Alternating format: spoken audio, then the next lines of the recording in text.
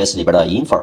我准备了几个例子啊，通过这么4个例子来认识清楚这个 infer 到底起一个什么样的作用啊。首先看第一个例子吧。第一个例子呢，我这里有2个函数啊，它们定义的2个类型吧，分别是 sum 函数和 concat 函数。然后呢，我需要实现这么一个工具，就是 return 传入一个泛型函数，然后呢，它能够拿到这个函数的返回结果。比方说这样子呢，就拿到了一个类型 number， 因为这个 sum 这个函数呢，它的返回类型呢是 number。然后呢，我们可以通过传入这个 concat， 那么可以拿到这个 concat 函数的返回类型是一个任意类型的数组啊。我希望实现这么一个效果啊，我这里注释打错了，应该是这个。那其实呢，这个例子呢，它倒是有现成的啊，就是 return type， 这是 TS 给我们提供的现成的工具，可以拿到一个函数的返回类型。你看 number 是吧？你看这个 nd 数组，但是呢，我们自己要把它手写一遍啊。为什么呢？因为主要是为了去引出这个 infer 啊，这是一个很强大的功能啊。它的含义呢叫做推断。我们来看一下它具体怎么用。比方说我们现在要去手写这么一个 return， 该咋写呢？我们可以非常轻松的来得到这么一个逻辑，就是你传入的这个类型，它如果说是一个函数，那么我就得到这个函数的返回类型，否则的话我就拿到的这个是什么？它不是函数，它不是函数的话，我就拿到这个类型本身。这个逻辑是比较容易得到的。那么现在的问题是我如何来判断它是不是一个函数呢？我们可以通过这个来判断 extends， 对吧？这个玩意儿就专门来判断类型的，它这个类型属不属于方形。如果说这个判定为真的话，那它就是函数。那么关键是它是函数的情况下，我怎么知道它的返回类型呢？那么如果说你要知道这个函数的返回类型，你这里就不能写方形了，而写成啥呢？我给它写出来啊。我们的函数的通用表示法除了用这个方形之外呢，还有一种表示方式。你看啊，任何函数我们可以把它认为是接受一个不定量的参数，没问题吧？我用剩余参数来表示一个不定量的参数，任何函数是不是都是这样？它可能有一个满足这种情况，它可能有0个也满足这种情况。所以说参数列表呢，我就涵盖了所有的函数情况了。然后返回值呢，它有可能是什么返回值呢？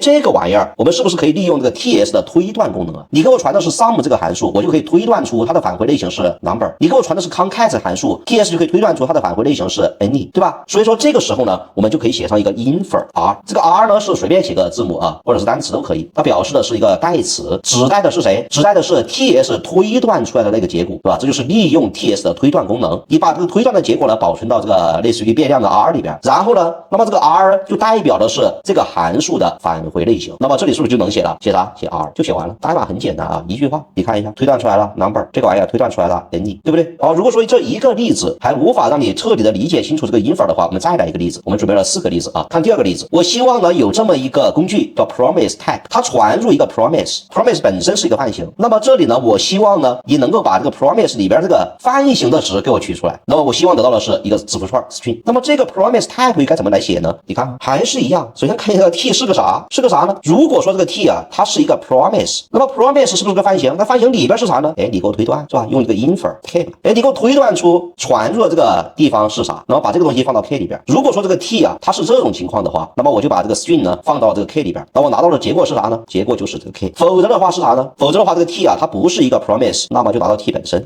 你看一下，那么现在这个 pt 推断出来的结果就是一个字符串，然后呢这里写的是一个 number， 那么这里推断出来的结果呢就是一个 number， 看到没啊？其实这道题呢，你还可以再继续的往后多思考一下。那如果说它的 promise 的结果还是一个 promise 呢？那如果说是这种情况呢？那你看这个 pt 推导出来是个啥啊？它就是个 promise。那如果说你还要继续猜，不管它嵌套多少层，我都要猜到最终不是那个 promise 的结果，那你就要递归的去猜。那么这个地方就不是得到 k 了，而是得到这个 promise type k， 对吧？继续猜，猜到不能猜为止。你看一下这个，现在就变成了这个 string 了。你可能会觉得这些玩意儿在自己搬砖的过程中遇不到，那我告诉你啊，你要获得真正的提升，一定要去死磕这种问题。大家都能解决的问题就没啥价值，其实大家都解决不了的，你能解决才有价值。如果说工作当中遇到什么再去学什么的话，那最后就变成了一个熟练的搬运工了，复制粘贴玩的更溜了，百度用的更熟了，打字更快了，对吧？但是实际上呢，没有本质的提升，相比于一个应届毕业生呢，好不到哪儿去啊，甚至呢有可能啊还不如。要想有一个质的提升的话，那就要去死磕这种问题啊，训练就得负重啊，不负重哪有效果？那么具体怎么训练，那就来看我的大师课。虽然呢大师课呢是一个免费的课程啊，但是它里边涉及到的原理、源码、比面试题、优化各种前端核心技术，都是你在其他的付费课程里边很难看到的内容。如果说你想突破自己的天花板，迎来职业生涯的转机，那么大师课就是你的必修课。现在呢这个课程还可以免费领取啊，怎么领？加屏幕上方的账号，找我的小助理，按照提示领取即可。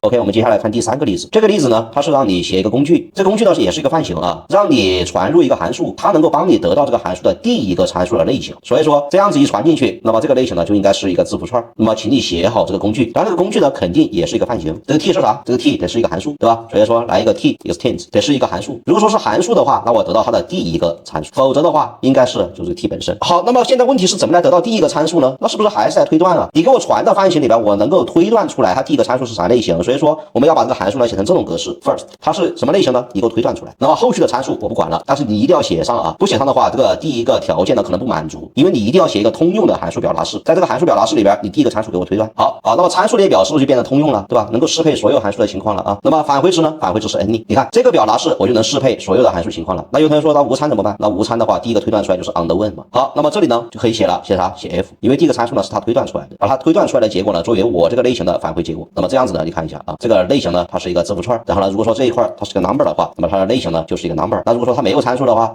那么它的类型呢就是 on the one， 对吧？也应该是 on the one， 对不对？如果它传的不是函数的话，传的123，那它的类型呢就是123，你传入什么我就是什么。好，这就是第三个例子。第四个例子，你看一下，如果说我要得到一个数组它每一项的类型，那么我需要写个工具 array type， 你给我传入一个数组类型，那么我要得到这个数组每一项是什么类型？比方说我给它传的类型是这个，是个元组，是吧？那么它每一项呢，要么就是一个字符串，要么就是一个 number， 那我希望得到的是这个。如果说给它传的是一个字符串数组，那么它每一项就是个字符串，那应该得到的是这个。那么这个工具该怎么写呢？还是一样啊，它应该是一个范型，对不对？那这个写法还用说吗？就 t_extends， 它得是数组，什么数组呢？你给我推断呗 ，infer item i， 对吧？什么数组？类型 i 的数组啊，这个代词你随便命名啊，我用 i 的话表示 item 啊，注意这一块一定要加括号哈，你不加括号的话，这含义就不一样了啊。它这个含义是推断出来它是一个 i 的数组，那这个代词的命名就不合法，它得满足标识符的命名，哪有这样的名字啊？一个变量能是一个 i 左中括号右中括号吗？对吧？它这个含义就不明确了啊，所以把它括起来啊。我这个代词的名字叫做 i， 个 i 的数组啊。如果说是这种情况的话，那么我就取它的什么 i， 否则的话就取这个 t。那你看一下，第一个没问题，对吧？第二个没问题啊。所以通过这个 infer 呢，可以非常方便的利用这个 ts 的类型推断功能，基于它推断出来的类型呢，我们做进一步的处理啊。这在我们很多的类型演算的时候啊，都是非常有用的啊。